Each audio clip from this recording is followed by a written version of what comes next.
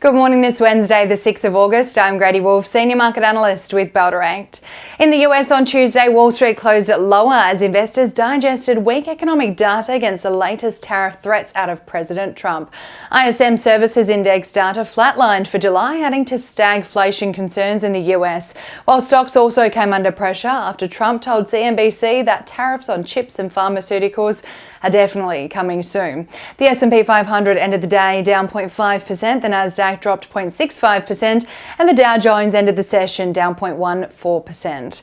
In Europe, overnight markets in the region closed mostly higher, despite President Trump saying that he will unveil new tariffs in the near future. The STOXX 600 rose 0.1%, Germany's DAX added 0.4%, the French CAC fell 0.1%, and in the UK, the FTSE 100 ended the day up 0.1%. Across the Asia region on Tuesday, markets closed higher, led by South Korea's Kospi index adding 1.6%, while Hong Kong's Seng climbed 0.92%, China's CSI index added 0.4%, and Japan's Nikkei ended the day up 0.64%. The local market started the new trading week in the green with a 1.23% surge on Tuesday, as all sectors ended the day in positive territory following strength on Wall Street on Monday night.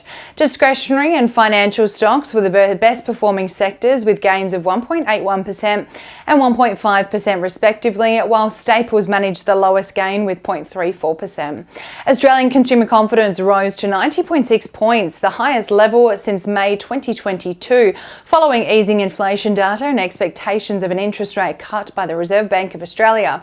The ANZ Roy Morgan Index saw significant improvements in both current and future financial conditions, with a 0.25% rate reduction anticipated this month. TLX Pharmaceuticals plunged over 8% yesterday after it flagged higher operating expenses in the first half of fiscal year to be around 36% of revenue for 1H25. Austell added over 7.5% though, as it finalised its agreement to the federal government of Australia to become the country's leading defence ship builder.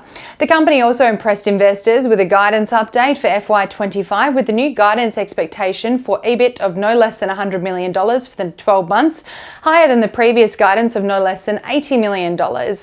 And Electro-Optic Systems rocketed 43% on Tuesday after announcing it has secured an order for a drone defence capability based on a new type of high-power laser to the value of 125 million Australian or 71.4 million euros. And that was from a European NATO member state. The order is a world first export order for a 100 kilowatt class laser defence system. On the commodities front this Wednesday morning, oil is trading 1.66% lower at $65.20 a barrel. Gold is up 0.16% at $3,379 an ounce, and iron ore is up 1.21% at $100.77 a tonne. The Australian dollar has strengthened against the greenback to buy 64.72 US cents, 95.56 Japanese yen, 48.62 British pence, and 1 New Zealand dollar and 10 cents. Ahead of the midweek trading session here in Australia, the SPI futures are anticipating the ASX will open the new trading day up 0.13%. And now let's dive into some trading ideas for your consideration today.